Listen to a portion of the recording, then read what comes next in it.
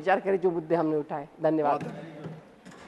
Thank you Shrimati Rajni जी। माननीय श्रीमती सागरिका घोष जी। Maiden speech. Thank you, Honorable Chairman, sir. Sir, this is my maiden speech. I hope you'll give me a little bit of extra time. At the outset, I would like to thank my party leaders, Ms. Mamta Banerjee, Mr. Abhishek Banerjee, for giving me the opportunity to speak at the motion of thanks on the President's address. I would like to humbly thank every citizen of Bengal and every party worker of the All India Trinamool Congress, because of whom I stand here today. I come to Parliament, sir, as a student of history and inspired by the great founders of our republic, Mahatma Gandhi, Jawaharlal Nehru, Rabindranath Tagore, and B.R. Ambedkar. Each of them has given us a life lesson. What has Mahatma Gandhi taught us? He's taught us that to create political transformation, there needs to be transformation of the self. Mahatma Gandhi has written a wonderful essay in the Harijan Weekly on 3rd October 1936, where he likens the war in the Mahabharata to a philosophical metaphor. This is the war within between our best self and our worst self. And it is when our worst self triumphs over our, triumphs over our worst self, that is when we can create the perfect society and the just society. So the key to social and political transformation is transformation of the self. Let us be our best self and cast out anger and hatred. Nehru taught us that only constitutional, representative, parliamentary democracy can improve the conditions of humanity at large. No other system of government, sir, not military dictatorship, not the one-party state, not any form of dictatorial regime. It is the constitutional, parliamentary, representative democracy that can improve the condition of humanity and give justice and opportunity for all. I want to remind you that in the 1950s, Nehruvian parliamentary democracy was such that there was one star in that parliamentary system who shone and who became a colossal leader. This leader was Atal Bihari Vajpayee. He shone in Nehruvian parliamentary democracy. It was Nehruvian parliamentary democracy who made possible the emergence of Nehru's rivals. This is the beauty of parliamentary democracy. Vajpayee was a critic of Nehru. Vajpayee was an ideological opponent of Nehru, was given a stage and a platform by Nehru. Our founders dreamt big. They had the audacity of hope. At independence, we had 80% incidence of poverty. We were 12% literate. But we, yes we, poor, not literate, we would be a constitutional parliamentary democracy. What a dream, sir, what a hope. Our founders taught us that for this end, we need to inculcate the virtue of reason and rationality. When leaders propagate irrationality, when they propagate magical thinking, when they propagate superstition, when they claim to be non-biological beings, they put citizens back to a place where citizens are not able to think, not able to reason. We recall the words of Rabindranath Tagore, "Let my country be one where the clear stream of reason has not lost its way in the dreary desert sands of dead habit." What did B.R. Ambedkar teach us, sir? B.R. Ambedkar said, our political democracy will not last if at its base there is no social democracy. We cannot have political democracy without social democracy, without liberty, without equality, without fraternity in society. We will not be able to sustain our political democracy. Sir, I've been a journalist for 30 years, crisscrossing India, writing reports and writing articles. I was fiercely non-aligned and independent. Today, I'm fiercely aligned. And paradoxically, by being fiercely aligned to the right values, to the values of constitutional norms, to the values of protecting democracy, I feel I can speak the truth. Journalism once had a golden age. Fearless doyens of the free press asked fearless questions of the powerful.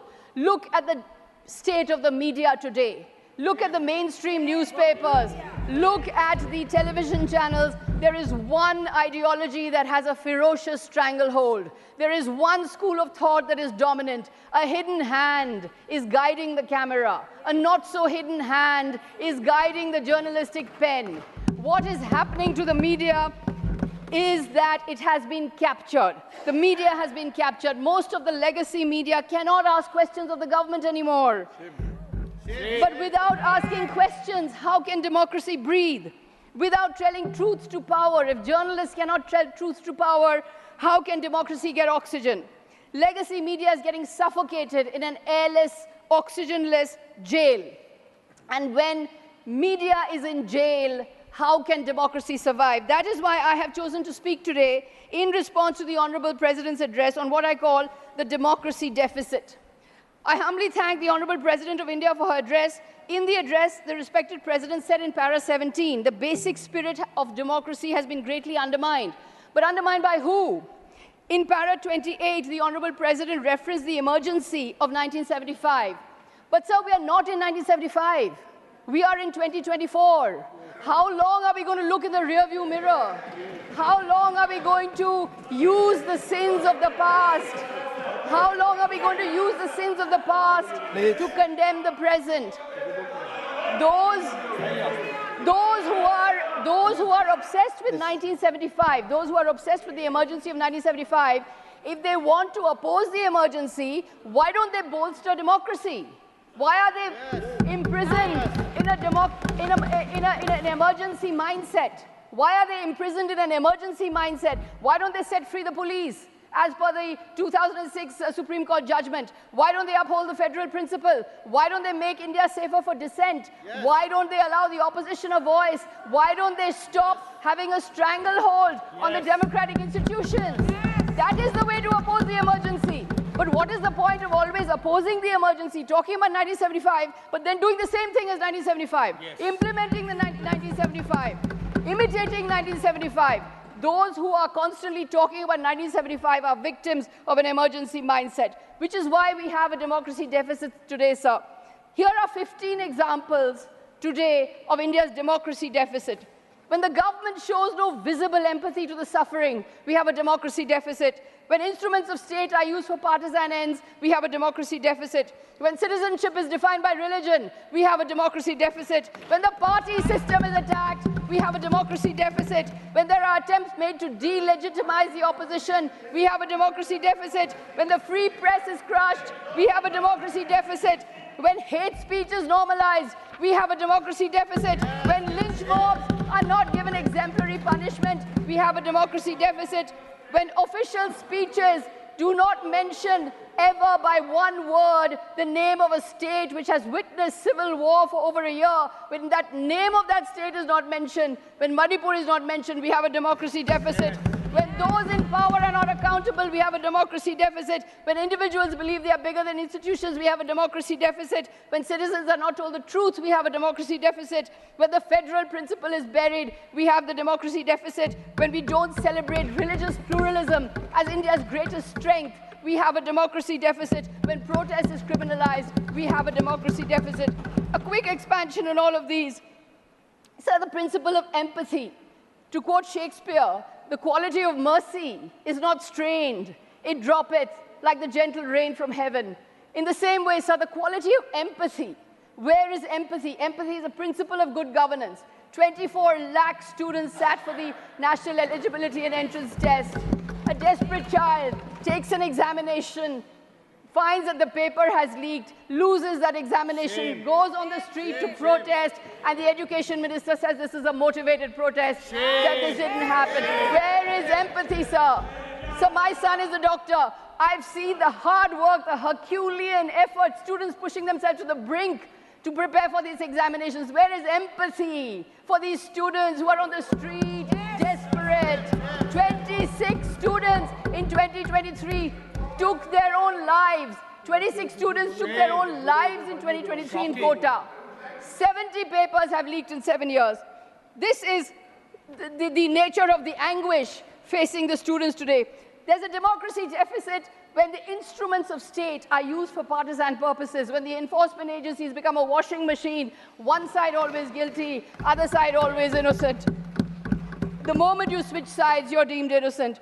Among politicians, 95% cases of the enforcement agencies are against opposition politicians. Shame. Since 2014, 25 opposition leaders facing probes have crossed over to the Bharatiya Janata Party. 23 of them have got clean chits. Washing machine. There's a democracy deficit when citizenship is linked to religion. How can religious identity be the basis of citizenship? This is a principle our founders would have opposed with all their might. 19 lakh excluded in Assam, sir, majority of them Hindus, 40 lakh still living under the threat of the CAA and the NRC. Lakhs of people worried that an unconstitutional law is taking away their lives, taking away their liberties, taking away their homes, taking away their universe because of an unconstitutional law imposed from above.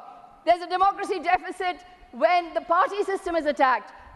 With allurements and inducements, parties are broken, governments are toppled, administrations are brought down. 9 governments in 9 years. Shame. There's a democracy deficit when attempts are made to delegitimize the opposition. You don't just want to win, you want to delegitimize the opposition completely. Khan Market gang, Tukre Tukre gang, Latians gang. Why this name calling of the opposition, sir? The opposition is a established and a part of the democratic system. The opposition is very much part and parcel of the parliamentary democratic system. In a democracy, the people are sovereign. When the sovereign people vote for the opposition, how can those elected representatives be considered illegitimate? How can they be delegitimized?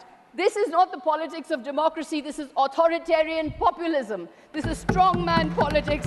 It's not enough to win. You want total domination. This year, the voters have cut you to size and, in fact, voted for the opposition. There's a democracy deficit when the free press is crushed. As I mentioned earlier, India ranks 159 out of 180 in annual World Press Freedom Index released by Reporters Without Borders. India's press freedom has fallen 19 places since the BJP-led dispensation came to power in 2014. In para 26, the Honorable President of India said in her address that in the era of communication revolution, disruptive forces are conspiring to weaken democracy. But who is weakening democracy in the media, sir?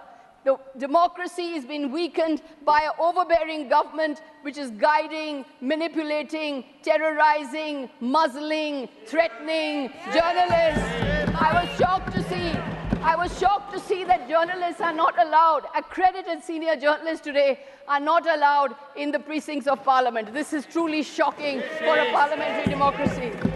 There is a democracy deficit when hate speech is normalized, when hate speech against religious communities is normalized and made acceptable, and those who are responsible for this hate speech get state protection. 75% of hate speech events come from states ruled by the BJP, according to the India Hate Lab. There is a democracy deficit when lynch mobs are not given exemplary punishment. Does the government care that 3 men died in a horrific case of mob lynching in Chhattisgarh earlier this month? There have been many such crimes. They've gone unnoticed. A report by India Spend reveals that 97% of all attacks centered on cattle-related issues between 2010 and 2017. 97% cases were reported in the last 3 years. 61 out of a total 63 such cases are registered after the creation of the cow protection squads and beef trade restrictions, showing that it is under BJP dispensations. It is under BJP dispensations that these attacks have increased. There is a democracy deficit when a civil war has raged for over a year in a state, and that state's name cannot be mentioned by the Honorable President in her address, and the Prime Minister does not even visit once to Manipur, where over 70,000 are homeless and 200 have died. There is a democracy deficit when those in power are not accountable.